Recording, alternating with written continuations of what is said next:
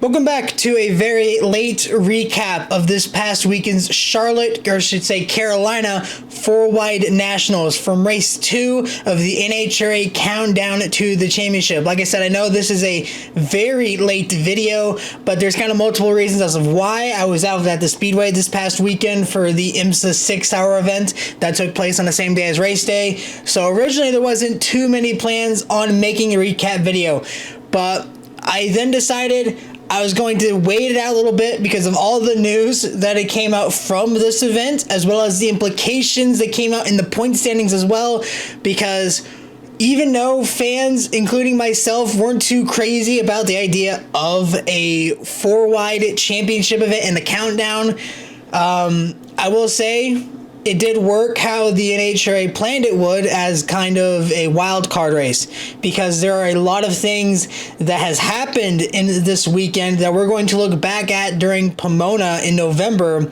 as things that changed because of this event. Of course, you can say that about every single event. We're going to say that about Reading. We're going to say that about St. Louis. There's always going to be key highlights, but there were key moments from this race that's really going to influence the outcome of this championship. And not only that, some of the things that we're going to be talking about heading into the off season. Of course, the big story heading out of Charlotte is not even so much what had to do with the race, but the fallout that happened back from Reading. It's been posted all over social media. Competition Plus, Bobby Bennett did an incredible article talking about this. So if you want a more in-depth and more straight down the baseline of what happened, the facts around it, and what the sticking points are with it, as well as some of the rule changes that came with it, I'll post the article down there. At the time of recording, his website's still down, or I'd be using quotes from that article. But there was an incredible piece done by him. This, of course, what I'm talking about, to stop beating around the bush, is the, again, wave of controversy swarming the NHRA tech department. This came back after Reading, like I said, in Q4. It turned out that Tony Stewart's Q4 run, which at the time was his fastest run of the weekend up till that point, it wasn't enough to move him anywhere in the standings, because of the fact that when we ran the Friday night session, that kind of basically set the field and everybody was just running test runs for Sunday afternoon. But it's still his fastest run of the weekend. That run got thrown out. Nobody in the media knew. There was no press release. There was no updates. There was nothing on Drag Race Central that showed it. The only people that knew was Elon Werner, who at the time of also recording this is doing his Life's a Drag podcast with Jason Logan over on WFO. And he mentioned the only reason he noticed is because there was a points discrepancy that had no explanation. Tony had 1 extra point. Steve had 1 fewer point than he was supposed to, because when Tony made that run, it was, I believe, just basing off of what the points was, it was the 3rd fastest run of the session, meaning he would have got 1 bonus point. Now that run's thrown out, Steve would have bumped himself up into 3rd. That's the only way anybody would have found out. There was no idea on what happened, or even the fact that there was a disqualification from qualifying or run getting thrown out. The only reason we do know is because Sean Brown on national TV after round 1 at Charlotte said there was. And ever since he did say that, it has caused a massive wave of controversy that was originally kept contained within the pit area. It has now spilled out into the midway, into the grandstands, into the media center, and into the TV compound. The quote that he said, and this was in a top-end interview after round 1 with Amanda Busick, he said, "We'll see what happens, man. There's a lot of things going on out here in this world right now. A lot of people got different things, and I'd really like to see what's going on with some different stuff out there. A lot of racers are talking out there with unapproved devices, so I'd like to see what that's all about and what's really happening out there. Who's got them and what's happening. Everybody knows who's got them. We'd just like to know and have a bit more clarity on that. The chips are high, competitions are high, and we're all out here trying to get around win. And it's hard to make it happen when you got the competition this tight and other people have unfair advantages." And now, massive credit to Amanda Busick for catching him saying that and not letting him walk away, because he tried to walk away. She put his hand out in front of him and said, "Hold on, what do you mean by that?" And to that, Antron said, I don't know. I need to get more clarity on it either. It's just we know from a standpoint on the PRO side that the TSR team with Tony Stewart had some unapproved devices on their car and got kicked out. We just don't know what it is. We just like to know what it is and what it did and what it does. Just a little bit more clarity on it. And that's what makes this sport what it is how close this competition is and all the hard work that we spend money making our vehicles go up and down the racetrack, and we just want to keep a level playing field for everybody.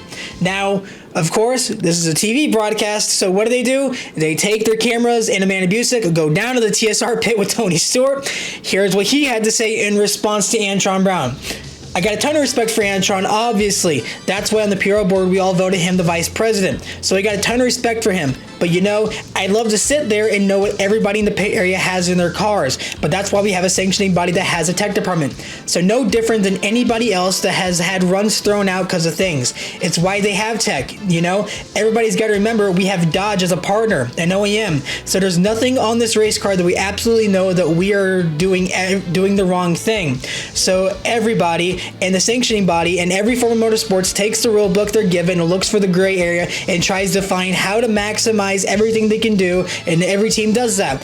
But I can promise you, we didn't have anything on this car that we felt was blatantly illegal. So I appreciate Antron's passion and everybody else in this pit area, and everybody in this pit area. But you know, they can come tear this thing down anytime they want. They are more than welcome to it. I just wish Antron, if he was that upset, he'd have come and talked to us about it. But I respect him and I respect the sport and the people in it, but that's why we have a tech department. So it's our job to sit there and build these things to go as fast as we can make them go, and right now we're just going to try and worry about this next round. Now, there's questions about, of course, what is this magical mystery device that both Tony and Antron are alluding to, but won't say out loud. There was a clarity or more definition added in the NHRA rulebook after this event on Monday, but with no real clarification on who, what, where, and why.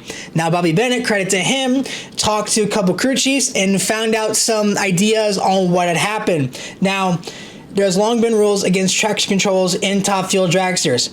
Tony Stewart, Neil Strasbaugh, and the crew within TSR found a way to make that happen, and they found a gray area within the rule book.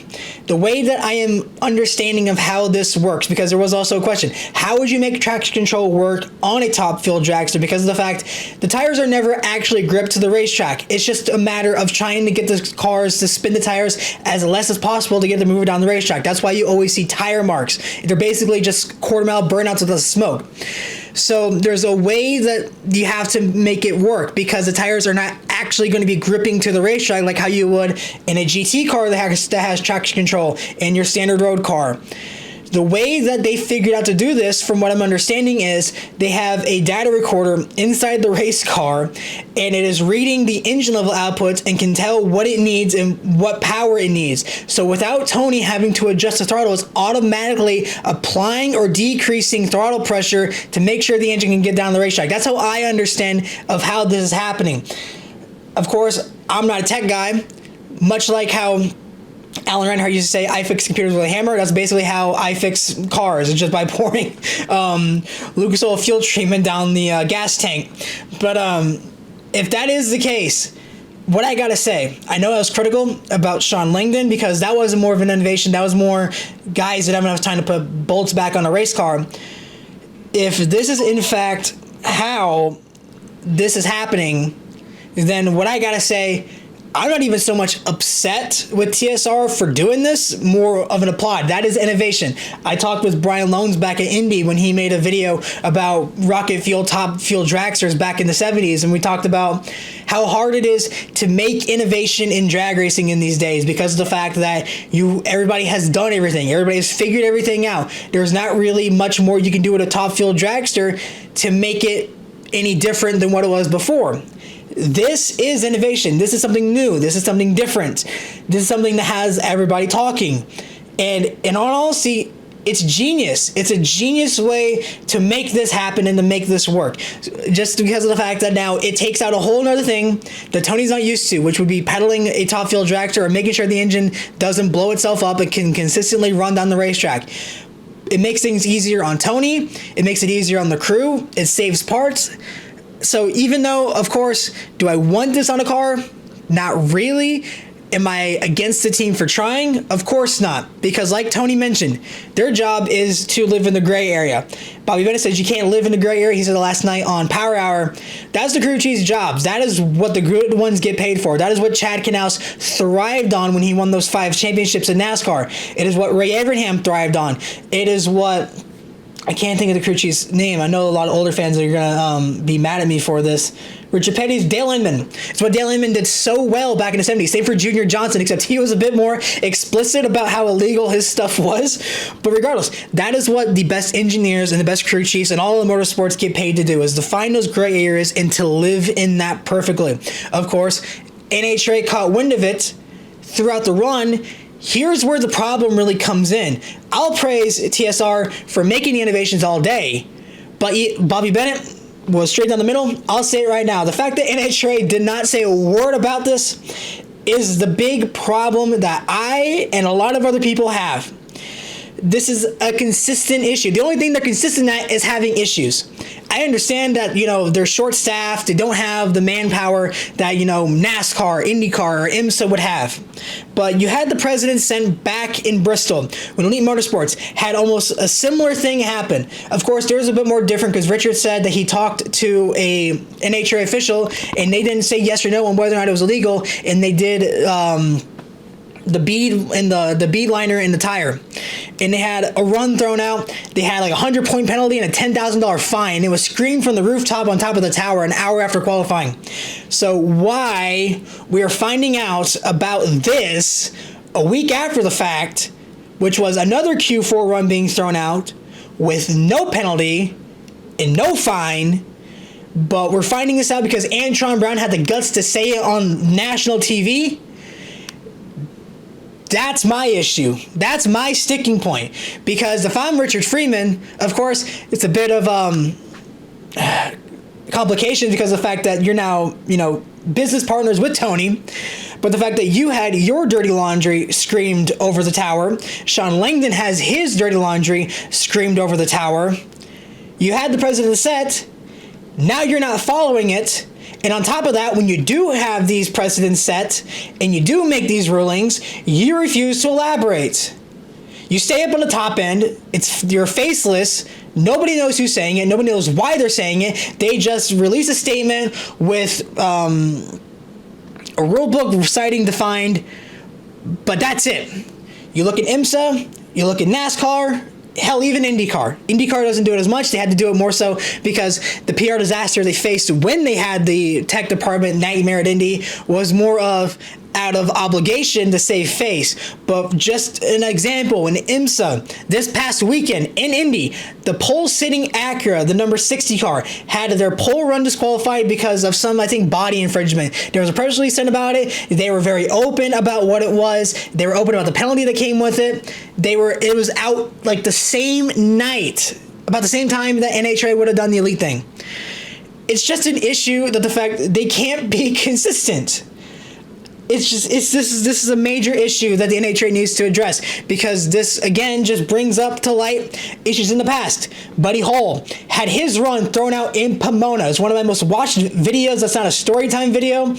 Was him openly stating, hey, our run got thrown out. We're no longer in the show. That was the real big issue with that as well, is because that changed race day because it put Jason Rupert, who was originally not in the show, it put him in the show. It took Buddy Hull, it took his best career ET, threw that out the door, and nobody would have known the wiser until round one when Buddy Hull was supposed to go against Austin Prock, and instead it's Jason Rupert. So it's just that. You had Clay Milliken and Antron Brown had runs thrown out, and we all knew about that. You had the Hemi Challenge issue back in Indianapolis, which I'm still somewhat pissed about because of the fact that we knew about this on Saturday night. It didn't come out till Sunday, and you probably knew about it Saturday morning. And again, it's also the fact that there's no winner. There's no winner. I don't understand how you can do that. I understand with the Sean Langdon thing, you have the situation of you have to follow certain protocols, you have to follow rules, all that stuff. But it's just, this is an issue the NHRA needs to address. This is an issue the tech department needs to address. You need to be more transparent. You need to be more open. You need to be willing to talk about it. I'm getting sick of hearing that the tech department doesn't want to talk about it. if you're going to make these rulings, at least have the gall to stand in front of the trailer with a camera in front of your face and tell everybody why you did what you did. Or at least go through the process of how you found out. Because one of the things that NASCAR does so well, and it's something that the crew chiefs and the drivers talked about even after the fact of when they retired, is in the 2000s when the cheating scandals were rampant, everybody was doing everything they could to cheat. NASCAR's solution was public humiliation. They would take the parts off the race car and they would put it on a white table in front of the hauler for the entire world to see, for all the media to see, for all the drivers, for all the crew chiefs to understand this is what they did, this is the part, this is how it works, this is how they used it. For the NHRA, it's, oh, hey, Tony's run's thrown out. Or, hey, we're not going to tell you that. Hey, Buddy Hull's run's thrown out. Have fun. See you tomorrow. It's just, it's an issue.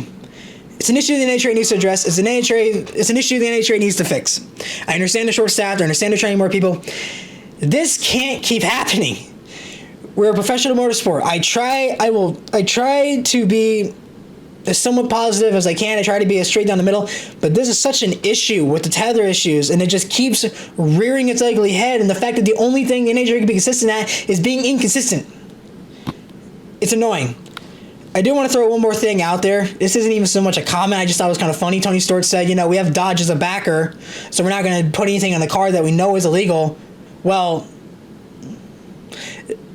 as fair as that is, and of course you're correct to do that, it's also correct to point out Dodge isn't a stranger to living in the gray area. For even NHRA, the Wayne County Dodge boys, that whole mess, nitrous and pro stocks, or even, of course, something that not a lot of you are going to know, except for the fact if you're one of those rare people that enjoy GT racing and drag racing. The Zach Speed Viper that ran at the Nürburgring in the 2000s. They caused headaches for the Germans for almost a decade, even after Dodge pulled out. Even when Dodge was involved in it, they were plugging holes on the cylinders just to get around the tech issues for rules made for them. So, Dodge is not a stranger to living in the gray area. They've done it well. They've succeeded at it. It's nothing new to them. So that's all I have to say about that. And I know that was a big rant. I apologize for that, but this has been an issue that has kept rearing its ugly head and is going to keep rearing its ugly head until the NHRA actually gets in front of the issue for once and addresses this and fixes this. Because if not, it's just going to keep running rampant, and eventually the patients are going to run the asylum. And it's already happening. There's already things happening without the NHRA's discretion or them being involved. They're taking matters into their own hands. It needs to stop. Of course, now looking at the recap from Charlotte, because of course that's what the title of this video, that's what this is about. Looking at Pro Stock Motorcycle, Gage Fair eliminated round 2, marking the possible worst 2-week start in his career as he went from leading the points in Indy, leaving Indy, to now having a 4-round deficit with 4 races left. He went from sitting first in the championship to now about 79 points out of the championship lead with 4 races left in the countdown. Matt Smith and John Hall both advanced out of round 2 to make it into the final round, but they both would lose to Richard Gatson, who now assumes the point lead from Matt Smith and holds an 8-point advantage entering St. Louis. In Pro Stock, Dallas Glenn continues to strengthen his grip on the NHRA title after going back-to-back to kick off the countdown, now holding a steady points lead over his teammate Greg Anderson as the championship chase quickly drops from 13 down to 2 as third place Aaron Stanfield is almost 2 races out of the points lead. Greg Anderson now trails by 79 points, which is the equivalent of 4 rounds. In Funny Car, Ron Capps suffered another catastrophic explosion, which resulted in the entire back half being obliterated into pieces, regardless of the tethers, raising questions on what could cause that to happen. Alex Laughlin made his first race since his return after DNQing at Indy and Reading, and finally recording a 3.9-second pass for the Jim Dunn Racing Team after having their original run taken away back at Pomona last season. Austin Prock would rebound after his frustrating loss of round 2 at Reading, running the gauntlet and taking the win in the finals against Matt Hagan, Daniel Wilkerson, and Chad Green, sweeping both Charlotte National events in 2025. He now also holds a 79-point advantage over second place Matt Hagan as the championship chase also starts to lose contenders quickly as the last realistic shot to win the title dwindles down to 4th or 5th place with Paul Lee sitting 127 behind, essentially needing a race win and another 2-round wins to assume the points lead. And then in Top Fuel, Tony Stewart's championship aspirations would hit another hurdle this weekend, as although he made it out of round 1 at both Reading and Charlotte, he would not be able to advance into the final round, while all his championship rivals did, taking what was a 16-point advantage entering the countdown, swinging into a 68-point deficit, which now sees him 4th behind both Coletta drivers of Doug Coletta and Sean Langdon, and this week's winner Justin Ashley, who bumps himself into 2nd in the standings. Choice right now. Red light for Tasca. Oh, Broadcaps just blew the body off that GR Supra. It's going to be Wilkerson and Brock into the finals, but Ron Capps just leveled that Toyota, and I mean leveled it. Those are the parachute mounts sticking out the back. They look like rear view mirrors coming off that Toyota. And Ron Capps has the first convertible nitro GR Supra in history. I mean, that thing just sheared the body in half. And Ron's going to be able to climb out that race car in a much easier sense than he was ever hoping to be able to do. A massive concussion in lane 4 and a wave to the stands to let everybody know he is all right. That's what remains of the back of that body. This class that has been the chaos machine all day long, and it's only fitting that they round us out here at the 4-Wide Nationals. Zipping off the starting line, a 15 line for Richard Gadsden. Matt Smith trying to catch him at the finish line stripe. Wind light on for Gadsden, 680 and 199. Third career win, and the Empire is struck back. 682 and 199 for Smith. And it was Richard Gadsden versus 3 Matt Smith Racing bikes in the final of Pro Stock Motorcycle. But I think also key was your teammate, Gage Herrera, was out in round 1. How huge of a day was this for your championship hopes? Selfishly, it was a huge day for me. You know, it's not often he goes out early, so I was able to capitalize on the points. But, you know, it didn't really feel that great being the only Lone Ranger against all 3 MSR bikes. But it gave me a little extra motivation. I wanted to bring it home for the home team. Matt got me last week in my hometown. I wanted to get him back in his hometown. Wanted to thank Vance Hines, Motul, Revzilla, Suzuki, CP Carrillo. This is all for you guys.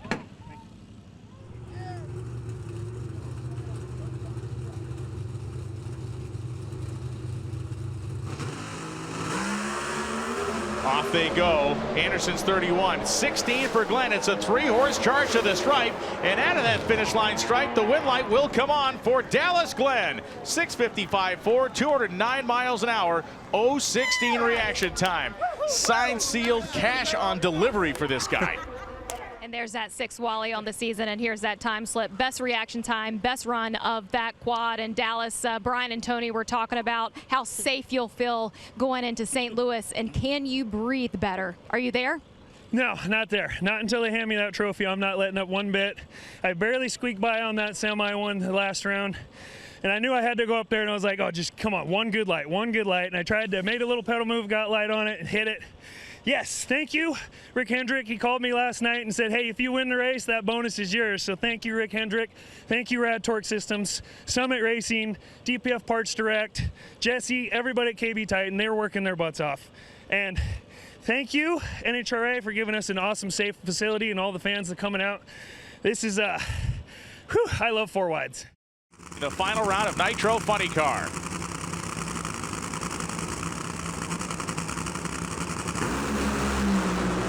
Red light start for Green. He's out of it. Smoke on the tires for Wilkerson, and it's once again Austin Prock. 391.2, 332 miles an hour. A 400s advantage at the finish line, aided by a 61 reaction time. Prock gets it wire to wire, and I don't know what's wrong with him as far as the sickness goes, but if he feels this bad for the rest of the countdown, everybody's in trouble. He was absolutely committed to getting those boots off. And Austin, we just talked about your 20th career Wally in the National Hot Rod Association and your 8th win this season. But the story of the day was you racing under the weather. Where did you find the antidote today? Oh, I don't know. I just love driving this race car, and you just got to turn everything else off in your life when you have to come out and perform for all your sponsors. So, Mr. H, another Wally from Charlotte coming home to you. He asked me to get him one yesterday, and we delivered. So that's really special. But this wind, I'm going to have to buy another trophy. Mila Prock, we entered a new niece into this world. My brother Thomas and his wife Hallie had a beautiful baby girl. I can't wait to get home and meet her. I didn't get to meet her. I had to come out here for media early. So, woo! the final round. 4 wide. Countdown race 2 and Top Fuel. Ripping off the starting line, Ashley at 0:43. Huge explosion from Milliken, and they go across the finish line stripe. And the winner of the drag race is Justin Ashley, 378.4 at 329 miles an hour. He beat on a hole shot. Coletta ran an identical elapsed time. It was the 43 beating the 68 light of Coletta. Your crew chief just said even if you're racing 3 other drivers, he knows that you're going to beat all of them at the starting line. And Justin, you guys have wanted to be in this moment and be competitive in the countdown. Are you there? Yeah, for sure. It's a long countdown. We got plenty of time to go. There's a bunch of really good cars out there, but right now we can only control what we can control, which is taking it 1 lap and 1 race at a time. And I know that it's cliche, but the fact of the matter is it's true. We have to take care of business and then let the points take care of themselves. So great job to Mike, Tommy, our whole Skag Power Equipment team. The thing's been riding like a turf tiger, so straight, so smooth. So they did an awesome job. Thanks to all our dealers and distributors that are here with us this week, and everybody from Toyota, RCN Capital, Mac Tools, Mobile One, Kato.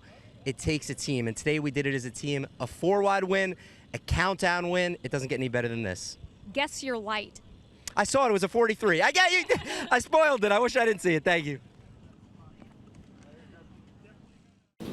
So yeah, a quick recap from Charlotte. The last 4-wide for a while.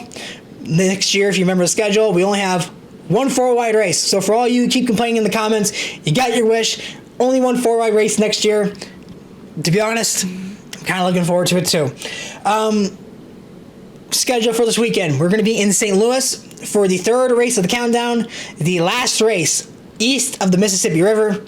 We're going to get ready to head out west. And of course, you're going to say, well, no, St. Louis is west. No, the St. Louis track is in Illinois, which is on the other side of the Mississippi. So basically, technically, by like 2 miles, we're still east of the Mississippi. This is the last race in the Midwest because, of course, we're going to be heading to Texas. I won't be there.